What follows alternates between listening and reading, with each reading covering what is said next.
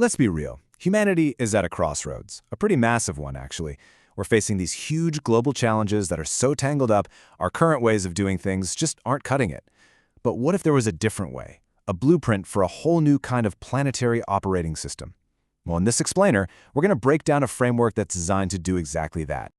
You see, the problem isn't just one thing. It's not just climate change over here or economic instability over there. Nope. The real kicker is that all these crises are connected. They're feeding into each other, amplifying one another, and we're kind of caught right in the middle of this complex web. And you know what? This whole mess actually has a name: the polycrisis. As this quote lays out, it's not just a bunch of separate problems we can tick off a list. It's a single, interconnected, systemic condition. And just getting our heads around that fact, that's the first big step. All right, so let's start by really digging into this central challenge. What exactly is the polycrisis, and why are our old ways of thinking failing us so spectacularly right now? So here's what makes a polycrisis so tricky.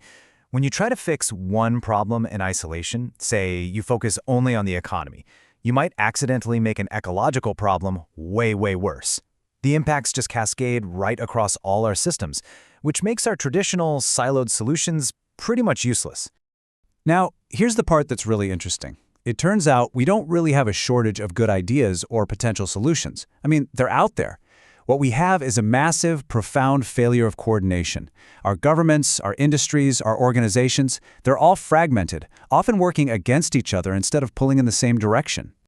Okay, so if that's the problem, a crisis of coordination, then the answer has to be a radical new way of working together.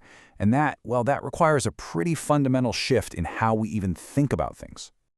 And this really shows you the shift we need to make. We have to move away from that old paradigm, the one that's fragmented, competitive, and honestly, pretty fear-driven. And we need to move toward a new one that's all about being coordinated, collaborative, and consciously aware of the entire system. This new way of doing things has a name: conscious collaboration. And listen, this isn't just some feel-good idea about being nice to each other. No, it's a structured, disciplined approach. It's about working together with a really deep awareness of how systems actually work and having a shared commitment to the well-being of the whole planet. So, the big question is, how do we make this real? How do we get there? This is where we get to the core of this whole thing, a tangible, 7-layer blueprint for this new operating system. It's called the Global Conscious Collaboration Architecture, or GCCA for short. I want you to think of the GCCA as something like a planetary scale nervous system. Seriously, it's this multi-layered architecture that's designed to sense what's happening, process all that information, and coordinate responses, allowing all of humanity to act like a coherent whole.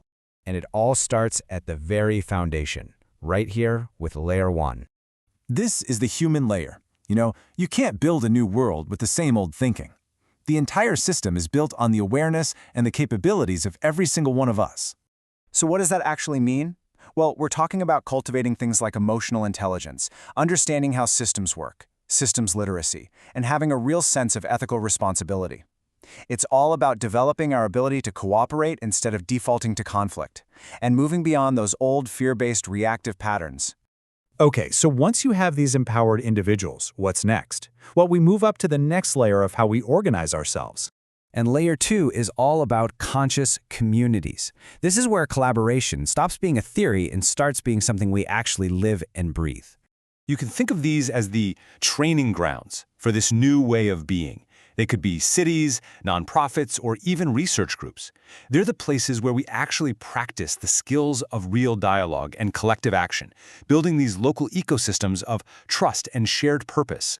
You see how this builds, right? You start with individuals who form conscious communities, and then those communities connect into layer 3, collective intelligence networks.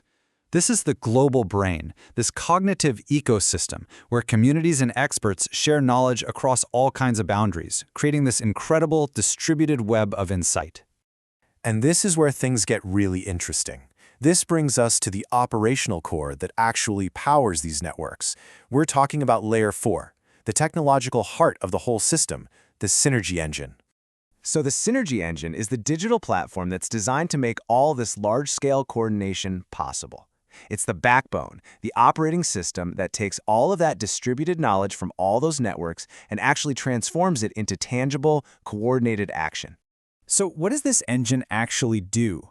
Well, it integrates knowledge from everywhere. It maps out complex problems so we can actually see them. It matches the right people with the right projects, and it helps incubate new solutions. And maybe most importantly, it helps coordinate what's called swarm intelligence, allowing huge groups of people to act together in this really intelligent, adaptive way, all without any top-down control. This tech layer is what makes the next steps possible. It allows for the emergence of Layer 5, which is collaborative governance, and Layer 6, regenerative economies. These are whole new models for making decisions and sharing resources that are adaptive, transparent, and focused on planetary health. And then finally, all of these layers come together in Layer 7, planetary stewardship, a shared sense of purpose and responsibility for our home. So what's the end game here? What's the ultimate goal of all of this? What does a world running on this new operating system actually look and feel like? The vision is just incredibly powerful. And let's be clear, this is not about creating some single top-down world government. No way. The real goal is to create the conditions for swarm intelligence to emerge. You know, like a flock of birds or a colony of ants, where the collective group is just so much smarter and more adaptive than any single member could ever be. And really, that's the ultimate realization here. This whole architecture is built on the idea that our greatest resource isn't our technology, it's not our money, it's the untapped, mind-blowing potential of human collective intelligence that we can finally unlock when we learn to work together with conscious awareness. And that leaves us with one final, absolutely crucial question. The blueprint is there, the potential exists, but can we, as a species, actually make this shift? Can we learn to collaborate consciously at the incredible speed and massive scale that this polycrisis demands of us? The answer to that? Well, that's going to define everything.